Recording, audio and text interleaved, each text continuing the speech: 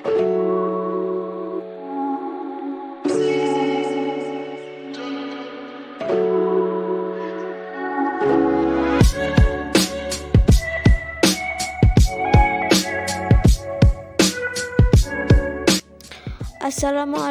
warahmatullahi wabarakatuh.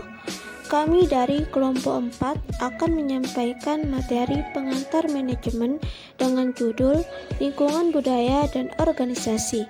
Saya sendiri, Bayi Mega Ayu Lestari Darmawan dengan NPM 2004-01-005 sebagai penyaji pertama, dan anggota kelompok saya, Meta Sopiani dengan NPM 2004-01-020 sebagai penyaji kedua.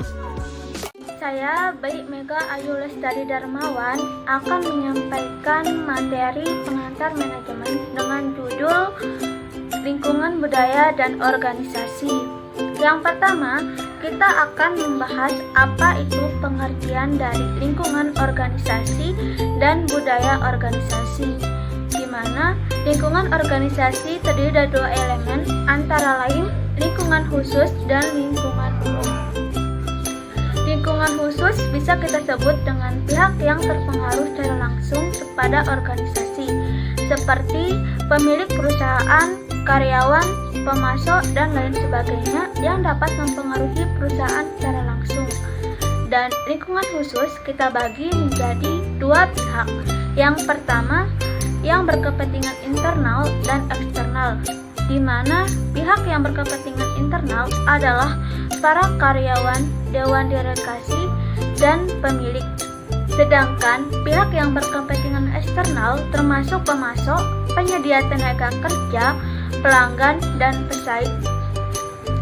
Kemudian, budaya organisasi itu adalah sistem makna dan keyakinan bersama yang dianut oleh para anggota organisasi yang menentukan sebagian besar cara mereka bertindak satu terhadap yang lain dan terhadap orang luar. Budaya itu mewakili persepsi yang dianut bersama oleh organisasi tersebut yang menentukan anggota-anggotanya harus berperilaku. Yang kedua, saya akan membahas macam-macam lingkungan organisasi yang terdiri dari dua. Yang pertama, lingkungan eksternal dan lingkungan internal, di mana lingkungan eksternal ini diketahui mempunyai peranan yang sangat besar dalam mempengaruhi pengambilan keputusan manajerial, proses, dan struktur organisasi. Maka, lingkungan eksternal penting untuk selalu dipantau dan dianalisis.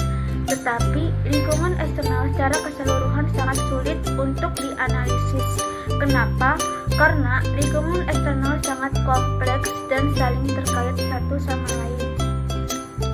Lingkungan eksternal terdiri dari dua komponen, yaitu lingkungan eksternal mikro dan lingkungan eksternal makro, di mana lingkungan eksternal mikro adalah unsur-unsur yang berpengaruh langsung terhadap organisasi yang terdiri dari pesaing, penyedia, pelangganan, lembaga keuangan, pasar tenaga kerja, dan perwakilan-perwakilan pemerintah.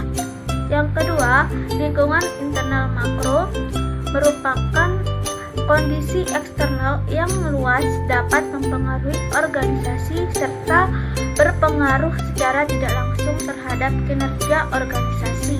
Lingkungan eksternal makro ini meliputi berbagai faktor. Yang pertama, kondisi ekonomi, politik, dan hukum, sosial budaya, demografi, teknologi, dan kondisi global yang mungkin mempengaruhi organisasi. Yang kedua, lingkungan internal, di mana lingkungan internal adalah tempat manajer bekerja yang mencakup budaya perusahaan, teknologi produksi, struktur organisasi, dan fasilitas fisik. Lingkungan internal meliputi pekerja atau karyawan, dewan komisaris, dan pemegang saham. Assalamualaikum warahmatullahi wabarakatuh. Saya akan melanjutkan materi yang disampaikan oleh Bayi Mega Ayu Lestari sekaligus sebagai penyaji kedua di kelompok kami, yaitu pengaruh lingkungan dan budaya. Pengaruh terhadap budaya perusahaan internal yang besar datang dari lingkungan eksternal. Budaya sangat dapat beraneka ragam di dalam organisasi, namun demikian, organisasi yang berada di dalam industri yang sama mungkin menunjukkan karakteristik budaya serupa karena beroperasi di dalam lingkungan yang sama. C. Budaya organisasi. Semua organisasi memiliki budaya. Organisasi dibangun dari kepercayaan yang dipegang teguh secara mendalam tentang bagaimana organisasi seharusnya dijalankan atau beroperasi.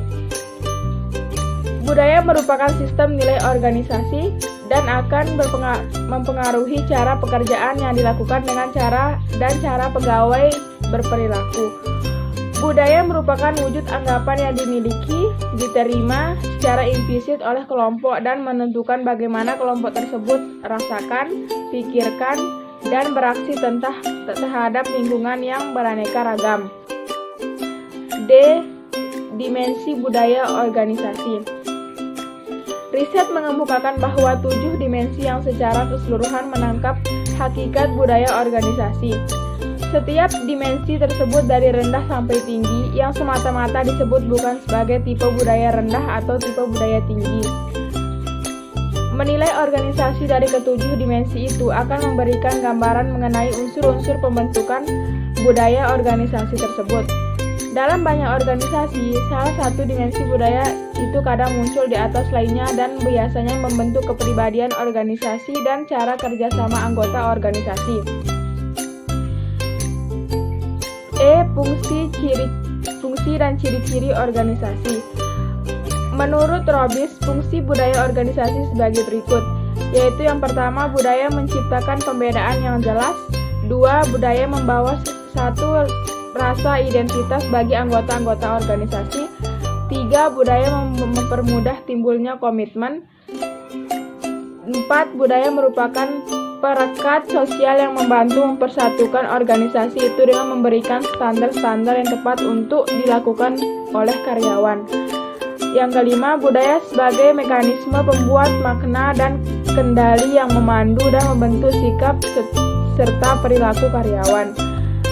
Ciri-ciri organisasi. Yang pertama, inovasi dan pengambilan risiko. Yang kedua, perhatian terhadap detail. Yang ketiga, orientasi hasil. Yang keempat, orientasi orang. Yang kelima, orientasi tim. Yang keenam, keagresifan. Yang ketujuh, kemantapan. Sekian materi dari saya dan akan dilanjutkan oleh moderator, yaitu Mbak Mega.